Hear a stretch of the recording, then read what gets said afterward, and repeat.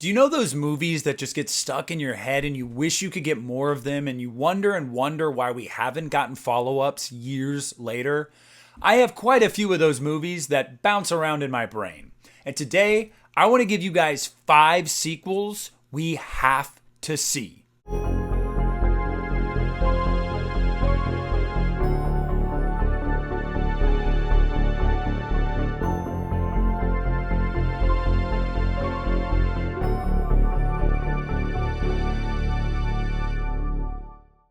What's up, everybody? Nick here at the Lost River Drive-In, and today I'm going to give you guys 5 sequels that we have to see. I need to see. My body will not let me not have them. But before I get into this, I just want to say, if you guys are fans of my channel, please check me out on patreon.com/The Lost River Drive-In. You get early access to every video I post, early access to the You Need a Horror podcast episodes every month, and starting in October, something new and something very special that I am excited to announce very soon. So check it out now. The link is in my description. So I don't know about you guys, but I have OCD. I have a completionist thing about me. I cannot walk away from something if I feel like things are left unsaid or unseen. I have to have more. So when a movie comes out that I love, that leaves the door open for a continuation, and we never get it, it eats at me for years and years and years. And I have so many movies that I feel like I need a sequel to, and I cannot die until I get them. Now, I know some of you guys are hearing this and going, oh, sequels are just inevitably inferior. We don't need that. I don't want to hear this. Hey, totally disagree. But hear me out first on the 5 that I pick, and you tell me if you'd want to see any of these sequels. So first up is one that's been in development hell for over a decade now. We get a start, we get a stop. We get a start, we get a stop. An announcement, and then it's gone. An announcement, it's getting nauseating. And that is Trick or Treat 2. Now, you guys could make the case, and you'd be right in saying, well, the first movie didn't really leave itself open to a bunch of unanswered questions. You're not actually wondering a bunch. You're absolutely right. But Sam is Halloween, okay? He is the spirit of Halloween, and he lived. And I want to see Sam get caught in more mayhem. I just want to see it, okay? I love the world that Michael Dougherty created. I think it's gorgeous to look at. I love the music. I have not seen a film do the Halloween aesthetic and atmosphere better than Trick or Treat. Still, to this day. Now, the movie has gained a cult following, and now it's even mainstream, where everybody knows it. Everybody knows Sam. My 4-year-old does. We need to get a sequel. Spirit Halloween every year runs out the same stuff and sometimes some new stuff for Trick or Treat, but wouldn't it be nice to have a new movie to promote with all that merchandise? Wouldn't that just increase the exposure of Sam to the world? Of course it would. Look, Trick or Treat is a great film to build off of because it's an anthology. Think no further than Creepshow. You could do so many different stories and make so many movies. And guess what? Every horror-loving nerd like myself and all of you watching would watch every single installment. So Legendary, Warner Brothers, Michael Dougherty, get off your ass and make Trick or Treat 2. Next up is one that you couldn't really make a sequel following up the end of the first one to, but you could do a lot of things with, and that is Cabin in the Woods. Look, you could make a prequel. We could see a game being played from years prior. We could see another country's game being played before the one we saw in the first movie. There are a lot of routes you could go with Cabin in the Woods. Cabin in the Woods is one of those movies that, like, I remember the marketing and being like, this looks like an Evil Dead ripoff. No thanks. I have Evil Dead and I love Evil Dead. I don't need a spinoff or a cheap remake. And I was so wrong. And I love the trailers for making you think that and then pulling the rug out from under you. I only saw a little bit of a trailer. I didn't watch all the trailers. I'm sure one of them eventually, showed, hey, this is not what you think it is. But going into it, I thought it was a ripoff of Evil Dead. And I was happy to be wrong. The Cabin in the Woods, there is so much meat on the bone there. We could follow a totally different monster, killing a totally different group of people years prior or at the same time in Japan or wherever it may be. The world itself and the film, so meta, so funny, but also creepy and fun and just everything you could want. The movie is so self-aware and so intelligent, and the possibilities are endless. Now, The Cabin in the Woods got pretty good reviews and made a decent amount of money, so I don't know why we never got another film. But again, I'm just going to say this, like I did last time. Make another Cabin in the Woods. Next up is one that there have been teases of a sequel before, and we even got what I believe is a vinyl that was named number 2, but it's not a movie, obviously, and that is The Guest.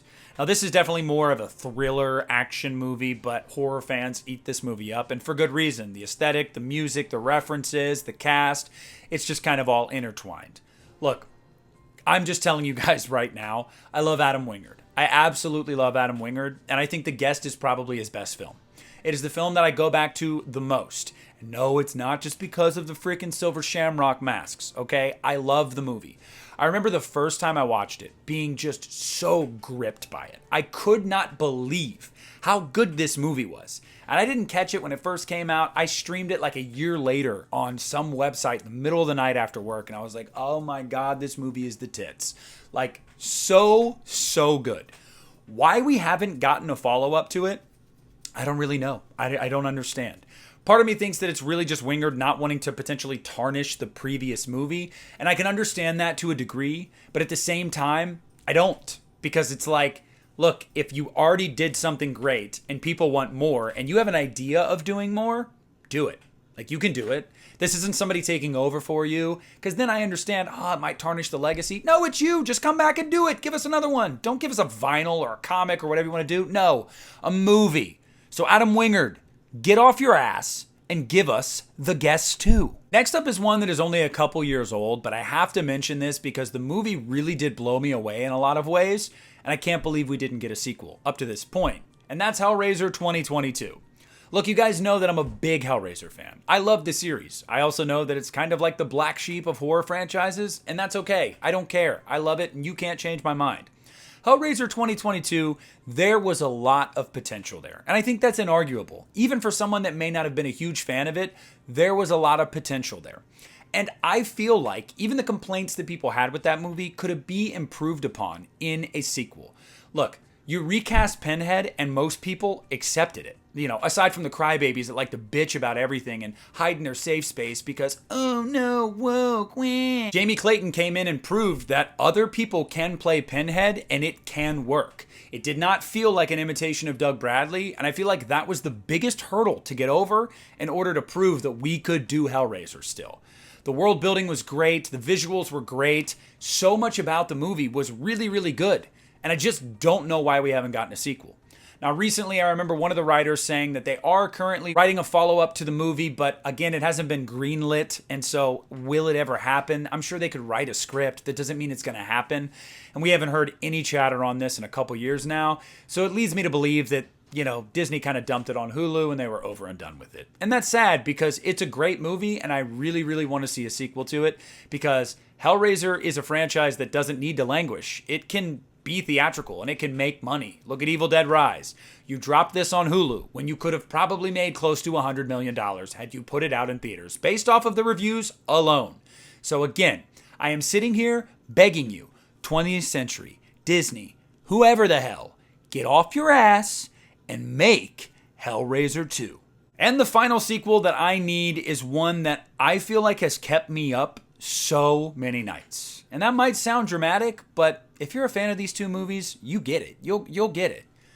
Happy Death Day 3. Look, I am unapologetically somebody that loves both of the movies. Specifically, the second one being my favorite, and I know I'm in the minority there. They're both incredible movies that are both very different while also being very similar. Christopher Landon, he is just such an eccentric filmmaker that he brings that energy to his films. They're fun, they're funny, they're kind of cribbing off of things we know. There's a lot of nostalgia, while some ingenuity and some fresh ideas. And at the end of the day, you walk away being like, that movie was just a freaking blast. Like, if I've seen some of it before, whatever, they injected some fun nuance to it that just, I don't know, it brought it up a couple notches for me. That's Christopher Landon as a filmmaker. Look, you can't make part 2 and not make part 3, especially with the ending of part 2. Now, I've always believed that part 3 will happen, and Christopher Landon has said as much. He has said, look, the third story is going to get told eventually in some form or fashion. I don't want that form or fashion to be a comic book or a script just getting released online. Look, Blumhouse, y'all are being ridiculous. The second movie made like 7 times its budget. Did it make as much as the first one? No. But they collectively cost like $15 million to make, and they collectively made like $200 million. What are we even talking about here? It's been a couple years, people aren't burnt out on it anymore. Bring it back, and you can make a lot of money. And you can make people like me stop bitching incessantly a few times a year on social media to you about making a third movie. So I'm sitting here telling you, Jason Blum, Blumhouse, Christopher Landon, get off your asses and make Happy Death Day 3. So that is it, guys. Those are 5 sequels that I have, that I need to see, that I need in my life, and that I feel like we as a horror community would all be better off for. But I want to hear down below in the comments section if you guys feel like some of these are unnecessary, or if there's some that I missed that keep you up at night. I want to know, so let me know in the comments section. Please leave a like on this video, subscribe to my channel if you haven't already. I want to thank you guys so much for pulling up a chair and watching me at the drive-in. This is Nick, and I'm pulling out.